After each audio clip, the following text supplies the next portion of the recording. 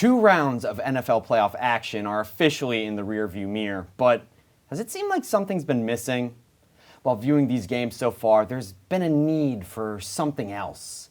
One could even call it a hunger. I've heard your calls, hungry football fans. I know exactly what you need. Some fresh, baked takes. That's right, welcome back to the Hot Takery. As always, I am your head chef, Nolan Collery. And joining me in the Takery today are 2 analysts who have just been starving for some piping hot takes, Tim Rogers and Ashley Mascaro. I'm going to offer up my best NFL playoff takes and see if my friends will cash in or take my baked goods straight to the trash bin. Now that's enough chit-chat. Let's break some bread. The Chiefs just won a super close, super fun game against the Jaguars. And they're going to the AFC Championship in a rematch against the Bengals. But I don't think Chiefs fans are too happy, and I think you guys know why. Patrick Mahomes suffered a high ankle sprain, an injury that can be played on, but it's never the same. It really brings in mobility. What I'm thinking is everything runs in Kansas City through Patrick Mahomes. The offense obviously needs him, but the defense, it takes what he gives them. You know, they take the bakes. If Patrick Mahomes isn't at 100%, I'm not talking 80%, I'm not talking 90%. If Patrick Mahomes is not at 100%, I don't think the Chiefs stand a chance in this game. Tim, what do you think? Nolan, look, I'm a huge fan of the Hot Takery. And that's because these takes are usually hot, but I don't know, it's got a little cold in here. It's just got a big chill. Because that's a very cold take you just had there, my friend, because of how obvious that is. That's an obvious answer, my friend. Of course they need Patrick Mahomes at 100%. You saw how badly they struggled against the Jaguars. And the Jaguars probably should have won that game if we're being honest. They had those 2 late turnovers in that game. They were right in striking position. They really had a great chance to take that win. Obviously, Mahomes coming back. You got to respect the man's toughness for sure coming 100%. back into that one. But obviously, Chad Henne is not your guy.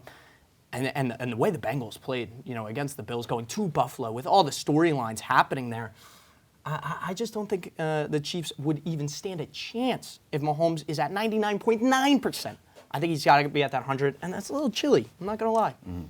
I mean, personally, I agree with both of you. Patrick Mahomes is the glue that holds this puzzle together. I mean, they have all the pieces, but if Patrick Mahomes is not there, it's not going to be put together. Like, they need them. I also think because the Bengals have beat the Chiefs the past 3 times in each of their 3 matchups, including playoffs, I think that the Bengals are going to take this all the way to the Super Bowl. They are hungry for that rematch, especially since ESPN, NFL Network analysts have also said that the Bengals are the underdogs. And I know Joe Burrow isn't happy about it, and the other Bengals players are not happy about it. And they're like, I'm not underdogs. So they're going to come out and they're going to fight until the very end to beat these Chiefs and to go back to the Super Bowl again because they want their revenge. I'm going to be honest with you guys. That was a leftover take. That was a fruitcake take. I had too many. No one buys them at the holidays. So let's get into the real stuff. I'll stop kidding around.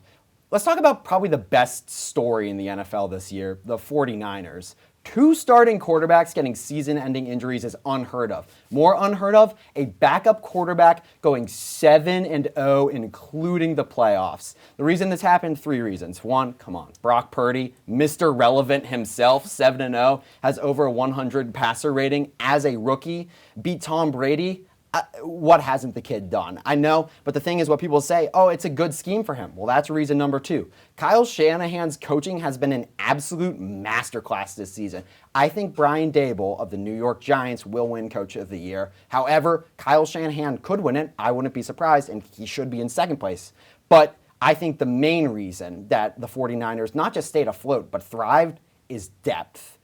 I'm going to say it. I think the 49ers are the most top to bottom complete roster, not just in the playoffs, but in the entire NFL. Ashley, thoughts? Now, I completely agree with what you're saying because at the beginning of the season, or up till week 7, the 49ers were 3-4. I mean, they were a good recipe, but they just needed something else. And then once they traded for Christian McCaffrey, I know the Carolina Panthers thought that it would help them by getting rid of McCaffrey so they can bring in younger people. I think it hurt them more, and people thought that it would help them. It ended up benefiting the 49ers because that was the little ingredient that they needed, and now their team is complete. I mean, McCaffrey has been a complete game changer. They have been 12-1 since they started him, and the game that they lost, which was against the Chiefs, he wasn't even playing that much because he had just got traded that week in the middle of the week and then came Sunday and played a couple snaps, didn't play much. But since Jimmy Garoppolo got hurt, I think everyone was like, 49ers are done. Brock Purdy has really stepped up, and I actually think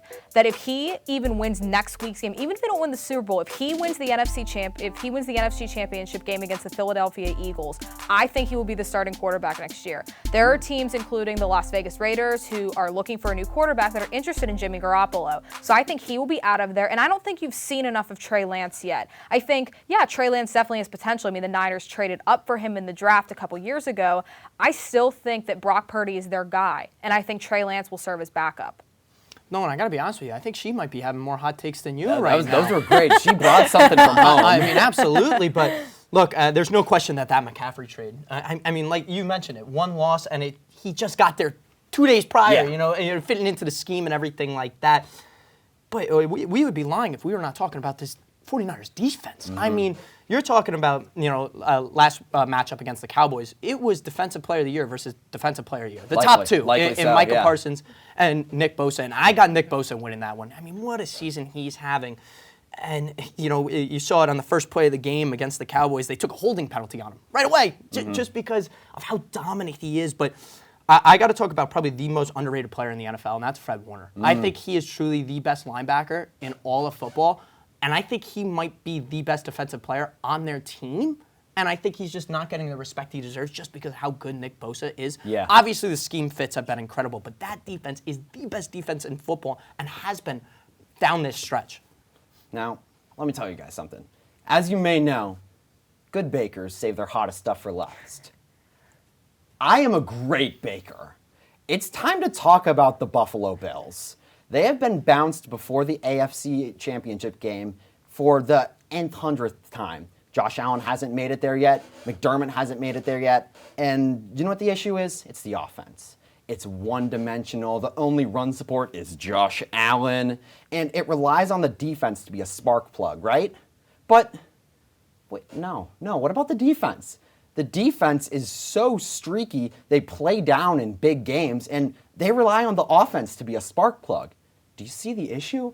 If both sides of the ball are off on any single game, it feels like they lose. And when are they off? When it matters most, when the lights are the brightest. The Bills can't get it done in the playoffs. Now, like I mentioned earlier, Brian Dable, former offensive coordinator, coach of the Giants, did a great job. Great offensive mind, obviously. But you can credit some of it to him being gone, and the offense hasn't felt the same. But it's not fun enough for me to say that the offense needs a shakeup. The defense needs it too. Here's what I'm going to tell you guys, and just take a second to digest. The Bills need to fire both offensive and defensive coordinators. They need to shake everything up, or they are never, ever going to make it past the Bengals or the Chiefs. Tim, what do you think? Nolan, as you can see, I take my gloves off. We're getting hot in here now. We're starting to really talk about these things now. And Nolan, I'm so happy you saved that for me. And I really am, because I absolutely love it. I adore it. First up, shout out Doug Dable out there. Great guy out there. But nonetheless, I mean, Ken Dorsey, I know it was his first year as the offensive coordinator. It was unacceptable. It was unacceptable this season. Obviously, you had Josh Allen battling with the UCL injury. But there were multiple times where that offense just did not look right, regarding when they played the Packers at home, when they played the Vikings at home, when they played the Jets on the road. Like, these are teams you should be steamrolling. I'm a Jets fan. You should steamroll Zach Wilson. Steamroll him.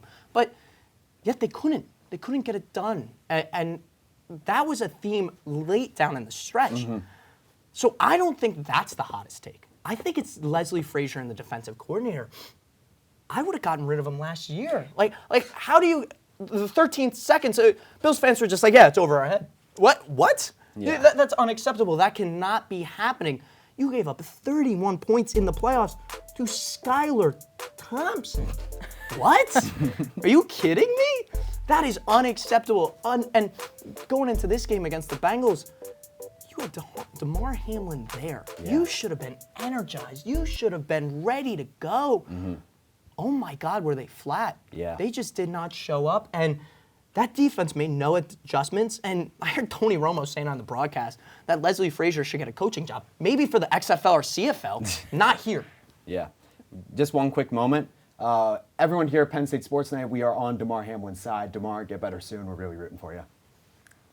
Well, Tim, I agree that I think Leslie Frazier should be gone. I don't know why Tony Romo would say that. He is one of the best announcers, but that was one of the stupidest comments I've ever heard in my life. So he should not be getting a job. Ken Dorsey should also be fired. And the Bills are one of those teams out of the 10 that so far have fired their offensive coordinators this year. Bills should be number 11. They are in need of a complete reset. Josh Allen, with his injury, was playing both quarterback and running back. Like, it's pathetic. They had Devin Singletary and Naheem Hines have not shown up this season, and they just weren't, like, they were non-existent. It was like they were in Josh Allen. It was like all three of them were Josh Allen.